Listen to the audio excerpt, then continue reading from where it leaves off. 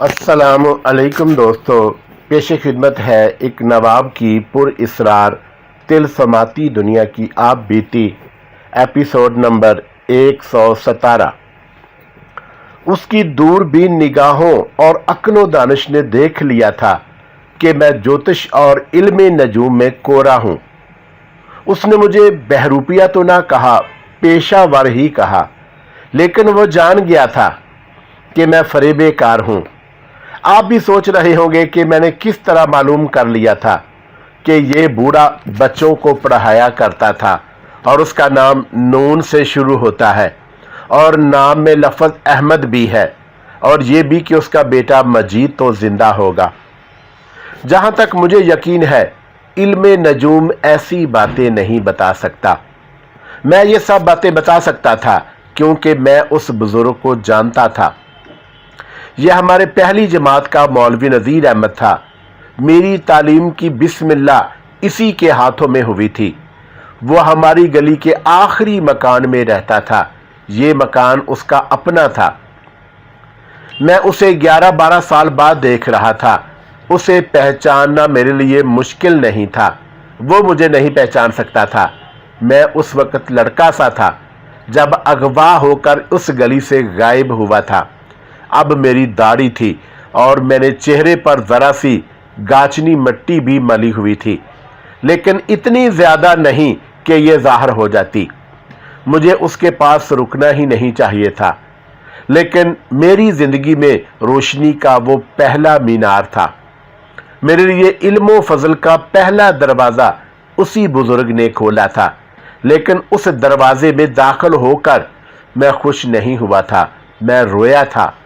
अपने बाप को मैं अपना दुश्मन समझता था, जो हर रोज मुझे बच्चों के हजूम में छोड़ आता। मैं अपनी मां पर हैरान होता था कि वो मेरे बाप को इस हरकत से रोकती क्यों नहीं, कि वो मुझे हर सुबह बच्चों से भरे हुए कमरे में छोड़ आता है। ये पहली जमात का कमरा था। मेरी उम्र 6 साल थी, लेकिन मां से दूर जाकर मैं दूध पीता बच्चा बन जाया करता था। आप भी पहली जमात में दाखिल हुए थे। आपको याद होगा आप पहले दिन कितना रोए थे। आपको अपने वालिदैन पर बहुत गुस्सा आया होगा। मेरी हालत अब सबसे ज्यादा बुरी थी। क्लासरूम पुलिस की हवालात जैसा लगता था। मौलवी नज़ीर अहमद पहली जमात का उस्ताद था। उस जमाने में उस्ताद प्यार नहीं किया करते थे। वो थप्पड़ों और लातों की जुबान में बात किया करते थे। लेकिन मौलवी नज़ीर अहमद रोते बच्चे के लिए मुजस्समे प्यार था। मेरे साथ तो वो इतना प्यार करता था जैसे मैं उसी का बच्चा था। मैं जब बहुत रोता था तो वो मुझे गोद में बिठा लिया करता। मेरी अम्मी उससे पर्दा नहीं करती थी। दूसरे तीसरे दिन शाम को हमारे घर आता और हंस हंस कर मेरी अम्मी और अब्बू को सुनाता कि मैं आज क्लास में किस तरह रोया था। वो मेरी तरह रो कर दिखाता तो मैं बहुत हंसा करता था। स्कूल में उसी ने मेरा दिल लगाया था। उसके बाद भी जब मैं अगली क्लासों में पढ़ता चला गया, मौलवी नज़ीर अहमद का प्यार मेरे लिए कम ना हुआ। वो गरीब आदमी था। पहली जमात के उस्ताद की तनख्वाह कितनी कुछ होगी, लेकिन प्यार और वकार की दौलत से वो माला माल था। मैं जब बरसों बाद उसके करीब से गुजरा तो उसे पहचान कर मैं एक कदम आगे ना बढ़ सका। घोड़ी से उतरकर जब उसके सामने बैठा तो मैंने महसूस किया कि मुझे नहीं रुकना चाहिए था। मैं उसके हाथ चूमने को बेताब हो गया था। बड़ी मुश्किल से अपने आप पर काबू पाया और उस पर यह जाहिर किया कि मैं ज्योतिषी हूं, लेकिन वो मुझे ज्योतिषी मान ही नहीं रहा था। क्या तुम मुसलमान हो? मौलवी नज़ीर अहमद ने मुझसे पूछा। जी, मैंने कहा, मैं मुसलमान हूं। फिर कोई और काम करो, उसने कहा। नौसरबाजी छोड़ दो। जिनकी उम्मीदों के सहारे टूट गए हैं, उन्हें झूठे सहारे ना दो। दिल में बनी नो इंसान की मोहब्बत पैदा करो। तुम तो मुजरमाना जिंदगी गुजार रहे हो। मुझे भी तुमने अपना शिकार समझ लिया था, लेकिन मुझे खुदा ने जो दिया है मैं उसी में खुश हूं। मैं हमेशा मुतमिन रहा हूं। मुझे किसी ज्योतिषी और रमली की पेश गोई अच्छी नहीं लगती। कि मेरी किस्मत में दौलत लिखी है। जरा अल्लाह से दिल लगाकर देखो। उसके बोलने के अंदाज में ऐसा तासुर था कि मैं भूल गया कि मैं बहरूपिया हूं। वो कोई और होता तो मैं शायद उसका असर कबूल ना करता। उस बुजुर्ग का पहला ही मुझ पर असर था। मैंने कंधे पर खासा लंबा चौड़ा एक रुमाल डाल रखा था। मैंने अपने चेहरे पर पसीना महसूस किया और उस रुमाल से चेहरा पूंछ डाला। मैं मौलवी नज़ीर अहमद में इतना जज़ब हो गया कि मुझे याद ही ना रहा कि मैंने चेहरे और हाथों पर थोड़ी सी मिट्टी इस तरह मली हुई है कि उसने मेरे चेहरे का असल रंग छुपा रखा है, और यह भी पता नहीं चलता कि मैंने मिट्टी से अपना रंग बदला हुआ है। ये एक खास किस्म की मिट्टी थी। तुम्हारा नाम क्या है? मौलवी नज़ीर अहमद ने पूछा। मैंने अपना नाम कुछ और बताया। तुमने बताया नहीं कि तुम मुझे और मेरे घर के अफराद को किस तरह जानते हो। उसने कहा, मेरे बेटे मजीद को किस तरह जानते हो? अब ये ना कहना कि यह तुम्हारे इल्म का कमाल है। जिस तरह तुम अपने चेहरे के कुदरती रंग को नहीं छुपा सके, इसी तरह तुम अपने बातन को भी मुझसे नहीं छुपा सकोगे। तुम खुदा के बंदों को धोखा दे सकते हो, खुदा से अपनी असलियत नहीं छुपा सकते। तुम मुझसे अपना आप नहीं छुपा सके, खुदा से क्या छुपाओगे? मैं तुम्हें पहचानने की कोशिश कर रहा हूं। कोशिश करें, मैंने मुस्कुराते हुए कहा। मेरी ये आंखें कमजोर हो गई हैं, उसने कहा, लेकिन रूह की नजर तेज हो गई है। निगाह पाक हो, दिल में अल्लाह और अल्लाह के बंदों की मोहब्बत हो तो इंसान बड़ी दूर तक और बड़ी गहराई तक देख सकता है। तुम्हारा माथा, तुम्हारे नाक और होंठ देखकर मुझे एक आदमी याद आता है। अल्लाह मगफरत करे, फौत हो गया है। और तुम्हारी आंखें देखकर मुझे उस आदमी की बीवी याद आती है। ज़ाहरी तौर पर तो वो बहुत खूबसूरत थी, लेकिन उसकी रूह और उसकी सीरत उससे भी ज्यादा हसीन थी। जाने दो, मैं तुम्हें पहचानने की कोशिश नहीं करूंगा। क्या करूंगा पहचान कर? इतना ही जान लेना काफी है कि तुम गुमराह हो तो दूसरों को भी गुमराह कर रहे हो। तुम्हें देखकर दो बड़े अच्छे इंसान याद आ गए। आपने देखा होगा कि ज़ईफ़ल उम्री में जाकर इंसान बोलने लगता है तो बोलता ही चला जाता है। आज मेरी अपनी कैफियत यही है। ज़हन बात से बात निकालता चला जाता है और याद ही नहीं रहता कि बात कहां से शुरू हुई थी। बूढ़े आदमी की बची खुची ताकत जुबान में आ जाती है। जुबान उसे गुजरे हुए जमाने में ले जाती है और बहुत दूर ले जाती है। यही कैफियत मौलवी नज़ीर अहमद पर तारी हो गई थी। उसे गुजरे हुए वक्त के कुछ अच्छे लोग याद आ गए थे।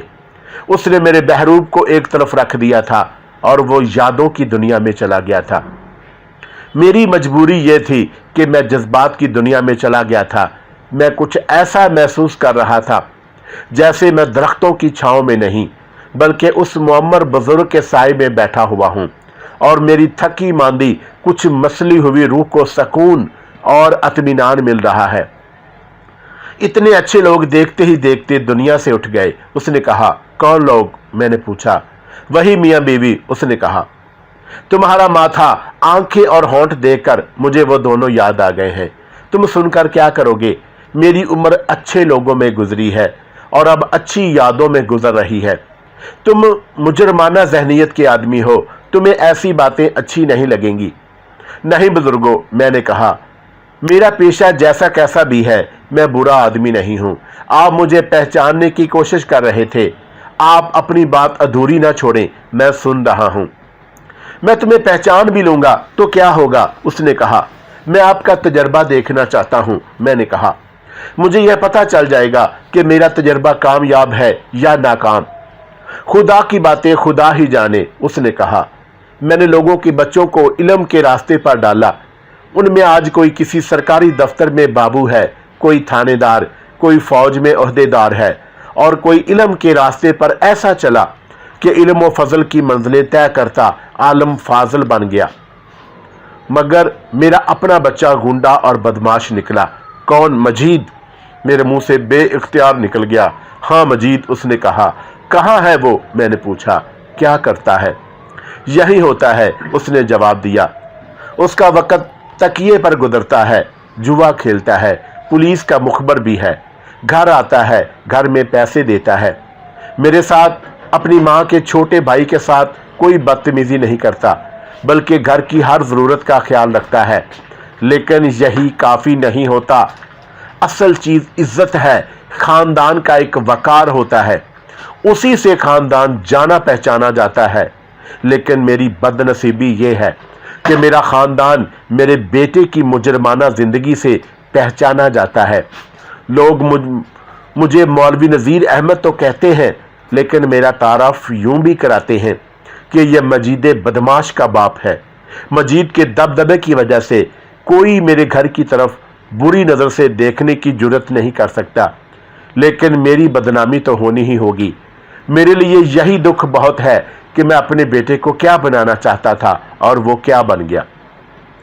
वो कुछ देर अपने बेटे की गुमराही की बातें करता रहा। मैंने उसे याद दिलाया कि उसे एक मियाँ बीवी याद आए थे, जिनके चेहरों के नकूश मेरे चेहरे से मिलते जुलते थे। मुझे शक हो रहा था कि वह मेरे ही वालिदैन की बात करने लगा था। मैंने आपको पहले ही बताया है कि मेरी अम्मी और अब्बू के साथ उसके ताल्लुकात इतने गहरे थे कि वह हमारे घर आता रहता था और मेरी अम्मी उससे पर्दा नहीं करती थी। हाँ, तुमने याद दिलाया है, मौलवी नज़ीर अहमद ने कहा। बात किसी और की शुरू की थी और अपना बेटा सामने आ गया। अपने का बेटे का जिक्र बेमकसद नहीं आया। मैं तुम्हें बता रहा था कि बाप क्या होता है और बेटा किस रास्ते पर चल निकलता है। ये जो मियाँ बीवी मुझे याद आए हैं, उनका एक बेटा था। वो सुना है कि कातिल और डाकू बन गया है और मफरूर है और पुलिस उसे ढूंढ रही है। ये भी मालूम हुआ है कि अंग्रेज़ों ने उसके सर की कीमत 10,000 रुपया मुकर्रर की है। वो बड़े शरीफ माँ बाप का बेटा था, लेकिन किसी और ही रास्ते पर चल पड़ा। क्या उसका बाप वाकई शरीफ आदमी था? मैंने पूछा। कि आप उस बाप को शरीफ आदमी कहेंगे जिसने इतनी ज़्यादा उम्र में एक नौजवान लड़की के साथ शादी कर ली थी? उस लड़के की माँ के मरने के बाद उस घर की शक्ल सूरत ही बदल गई थी। मौलवी नज़ीर अहमद ने कहा, मैं उस वक़्त की बात कर रहा हूँ जब उस लड़के की माँ जिंदा थी। उसने चौंक कर मेरी तरफ देखा और पूछा, तुम उन्हें किस तरह जानते हो? मैं अगर आपको जानता हूं तो उन्हें भी जानता हूंगा, मैंने कहा। इस घर की कोई एक भी बात मुझसे छुपी हुई नहीं। क्या आप बता सकते हैं कि वो लड़का अपने घर से किस तरह निकला और वो डाकू किस तरह बना? और क्या वो लड़की शरीफ थी जिसके साथ उसके बाप ने शादी की थी? नहीं, उसने जवाब दिया। ना वो लड़की शरीफ थी, ना लड़की की माँ शरीफ थी। सुना था कि लड़के को उन्होंने ही घर से निकाला या निकलवाया था और उस घर की शराफत का तो तख्ता ही उलट गया था। उसने मेरे घर की बातें ही शुरू कर दी और उसके साथ वो अपनी जज्बाती वाबस्तगी का इजहार करता चला जा रहा था। उसने कई बार मेरा नाम लिया और नाम भी इस तरह लिया जैसे मैं कोई फरिश्ता था या आसमान से उतरी हुई मखलूक। उसे मेरे मुतल्लक कई बातें सही मालूम थी और कुछ बातें गलत, जो उसने अफवाह के तौर पर इधर उधर से सुनी थी। एक तरफ वो मुझे कसूरवार समझता था कि मैं कातिल और डाकू बन गया, और उसके साथ ही उसके दिल में मेरी हमदर्दी थी और उसने यहाँ तक कहा कि सिकंदर मुझे मिल जाए तो मैं उसे ऐसा छुपा कर रखूं कि उसकी मुश्क भी किसी तक ना पहुंचे। उस घर के सामने से जिसमें छोटा सा यह खूबसूरत और नेक सीरत कुंभा आबाद था, अब भी गुजरता हूं तो मेरे कदम रुकने लगते हैं। उसने कहा कि ऐसे लगता है जैसे वह भोला बाला सिकंदर अपनी माँ के पास बैठा है और इस घर में खुशियां नाच रही हैं। उसकी आवाज पर रिक्कत तारी हो गई और वो खामोश हो गया, और उसके साथ ही उसकी आंखों से आंसू बहने लगे। और वो अब मुझे कभी नहीं मिलेंगे, सिकंदर भी नहीं मिलेगा। मैं पत्थर का बुत तो ना था। मौलवी नज़ीर अहमद ने पहले ही मुझ पर जज्बातियत तारी कर दी थी। अब उसने ऐसी बातें की कि मैं अपने आप को काबू में न रख सका। बहुत रोका, लेकिन मेरी आंखों से आंसू बह निकले। उसने अपने आंसू पूंछ कर मेरी तरफ देखा, अपना राशागीर हाथ मेरी ठोड़ी के नीचे रखा और मेरा चेहरा ऊपर उठाकर अपना मुंह मेरे मुंह के करीब ले आया। तुम सिकंदर तो नहीं? उसने पूछा। तुमने अपने खिलाफ कोई शक रहने नहीं दिया। तुम मुझे और मेरे घर के हर फर्द को जानते हो। اور تم نے سکندر کے گھر کی جو باتیں کی ہیں وہ ٹھیک کی ہیں۔ اب تمہیں دیکھتا ہوں تو تمہارے چہرے کے ہر نقش میں تمہارے ماں باپ کی بڑی صاف جھلک نظر آتی ہے۔ میں نے یہ بھی سنا ہے کہ سکندر فقیروں اور سنیاسیوں کا بہروپ دھار کر کبھی کبھی اپنے شہر میں آتا ہے، اور یہ تو میں صاف طور پر دیکھ رہا ہوں کہ تم نے جوتشیوں کا بھیس بدلا ہوا ہے۔ تم تو یہی کہو گے کہ تم سکندر نہیں ہو۔ میرے دل کا پتھر موم کی طرح پگھل گیا۔ میں نے لپک کر مولوی نذیر احمد کا دایاں ہاتھ اپنے دونوں ہاتھوں میں لے لیا۔ پہلے اس ہاتھ کو بے تابی سے چوما، پھر آنکھوں سے لگایا۔ پھر ایسے ہوا کہ جیسے میرے ہاتھ میں اپنی مری ہوئی ماں کا ہاتھ ہو یا اپنے باپ کا مردہ ہاتھ۔ میں اس عمر میں پہنچ گیا جب میری امی کی میت صحن میں پڑی تھی۔ میں اس عمر کے بچے کی طرح رو پڑا اور پھر میری ہچکی بند گئی۔ میں نے کچھ دیر بعد محسوس کیا کہ مولوی نذیر احمد آہستہ آہستہ میری پیٹھ پر تھپکیاں دے رہا ہے۔ میں جب سے اس گھر سے پہلی بار نکلا تھا تو اس طرح رویا تھا۔ میں نے پہلی بار محسوس کیا کہ میں تھک گیا ہوں، اتنا زیادہ کہ میں جس اندھیری راہ پر چلا جا رہا تھا اس پر 2 قدم اور نہیں چل سکوں گا۔ شکست خوردگی کا ایسا احساس مجھ میں کبھی پیدا نہیں ہوا تھا۔ اس روز یہ احساس اچانک اٹھا اور مجھے منہ کے بل گرا دیا۔ معلوم نہیں کتنا وقت گزر گیا تھا۔ میں کچھ سنبھلا اور مولوی نذیر احمد کے گھٹنے پر رکھے ہوئے اس کے ہاتھ سے اپنا منہ اٹھایا۔ مولوی صاحب، میں نے سسکتے ہوئے کہا، میں سکندر ہوں۔ اس نے ایک ہاتھ میری پیٹھ پر رکھا اور میری طرف جھک کر میرا ہاتھ چوم لیا۔ ایک تو وہ جہاں دیدہ اور تجربہ کار آدمی تھا، اسے مجھ پر شبہ ہو گیا تھا، اور دوسرا یہ کہ میں نے خود ہی جذبات میں آ کر اپنا آپ ظاہر کر دیا تھا۔ پھر میرے اور اس کے درمیان بہت باتیں ہوئیں۔ اس کی باتوں میں پیار ہی پیار تھا اور وہ مجھے پند و نصیحت بھی کرتا۔ میں تو صاف طور پر محسوس کر رہا تھا کہ میں ہڈیوں کا ڈھانچہ بن چکا ہوں اور میری عقل بھی کچھ سوچنے کی تاب نہیں رہی۔ مولوی صاحب، میں نے کہا، میں آپ کے پیار کی قیمت نہیں دے سکتا، آپ کی کچھ خدمت کر سکتا ہوں۔ مجھے تھانے لے چلیں اور وہاں پر بیان دیں کہ آپ نے مجھے پکڑا ہے، آپ کو 10,000 روپیہ مل جائے گا۔ کیا تم یہ سمجھتے ہو کہ تم پولیس کے حوالے کر کے تمہیں مجھے جو روپیہ ملے گا اس سے مجھے خوشی ہوگی؟ اس نے کہا، یہ بھی تو سوچو کہ پولیس کس طرح یقین کرے گی کہ اس ملزم کو مجھ جیسے بوڑھے نے پکڑا ہے جو ریل گاڑی میں سے پولیس کی حراست میں سے نکل گیا تھا۔ تم یہاں سے چلے جاؤ سکندر، یہاں سے چلے جاؤ، کہیں ایسا نہ ہو کہ تمہیں کوئی اور پہچان لے اور تم پکڑے جاؤ، ورنہ یہ گناہ میرے کندھوں پر ہوگا۔ اس وقت میری جذباتی اور ذہنی کیفیت ایسی ہو گئی تھی کہ میں سچے دل اور پورے عزم سے یہ چاہتا تھا کہ مولوی نذیر کو 10,000 روپیہ مل جائے، لیکن وہ جو ایک غریب آدمی تھا اور جس کے لیے 10,000 روپیہ ہی بہت بڑی رقم تھی، میرے پیچھے پڑ گیا کہ میں فوراً وہاں سے غائب ہو جاؤں، اور اس نے مجھے اٹھا کر ہی دم لیا۔ میں اس طرح وہاں سے اٹھا جیسے میرے کندھوں پر کئی من وزن رکھا ہوا ہو۔ رکاب میں پاؤں رکھ کر میں گھوڑی پر سوار ہونے لگا تو میں نے اپنے وجود میں اس قدر کمزوری محسوس کی کہ اپنا جسم گھوڑی پر پھینکنا دشوار ہو گیا۔ میں سوار ہوا اور گھوڑی چل پڑی۔ پیچھے دیکھا تو میرے بزرگ اتالیق وہیں کھڑا مجھے دیکھ رہا تھا۔ میں نے ہاتھ ہلایا اور اس کا ہاتھ آہستہ آہستہ اوپر اٹھا اور اس کا بازو درخت کی خشک ٹہنی کی طرح ہوا میں ہلنے لگا۔ میں اپنے آپ کو بڑی ہی مشکل سے وہاں سے لایا اور اس کا ایک طریقہ یہ اختیار کیا کہ گھوڑی کو ایڑ لگائی اور اس سے گھوڑی دوڑ پڑی۔ یہ معمولی سی اور بالکل عام سی گھوڑی تھی، اتنی تیز تو نہیں دوڑ سکتی تھی، پھر بھی یہ جتنا دوڑی اتنا ہی کافی تھا۔ یہ مجھے اپنے شہر اور مولوی نذیر احمد سے بہت دور لے گئی۔ بہت آگے جا کر میں نے دوڑتی گھوڑی پر پیچھے مڑ کر دیکھا تو مجھے درختوں اور سبزہ زار اور اس میں گھرے ہوئے ایک گاؤں کے سوا کچھ بھی نظر نہ آیا۔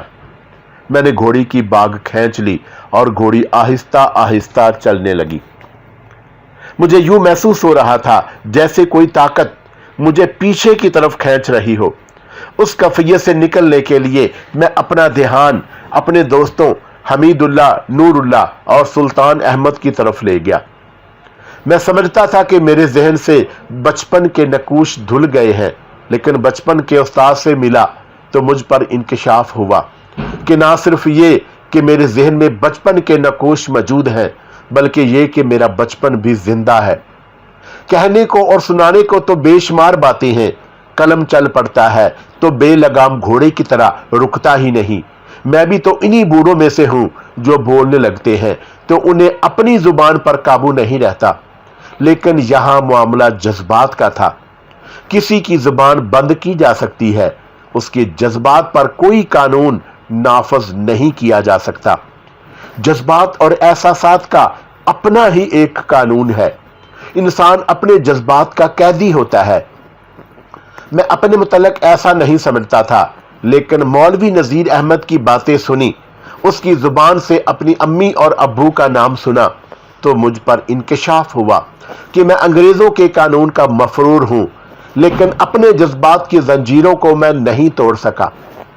अपने बेटे मजीद के मुतल्लिक मौलवी नजीर अहमद ने कहा था कि वो घर में पैसे देता है, घर की हर जरूरत पूरी करता है, घर के हर फर्द की इज्जत करता है, लेकिन बाप को दुख ये था कि बेटा नेक नाम नहीं था और उसकी वजह से बाप की बदनामी होती थी।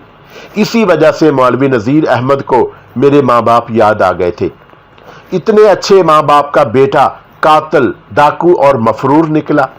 मौलवी नजीर अहमद ने ऐसी बातें कह दी थी जो तीरों की तरह मेरे दिल में उतर गईं और मैं महसूस करने लगा कि मेरी जात में कोई इनकलाब आ रहा है, या मेरी कुव्वतें सलब हो रही हैं, या मेरे अज़ाइम की बुनियादें हिल रही हैं।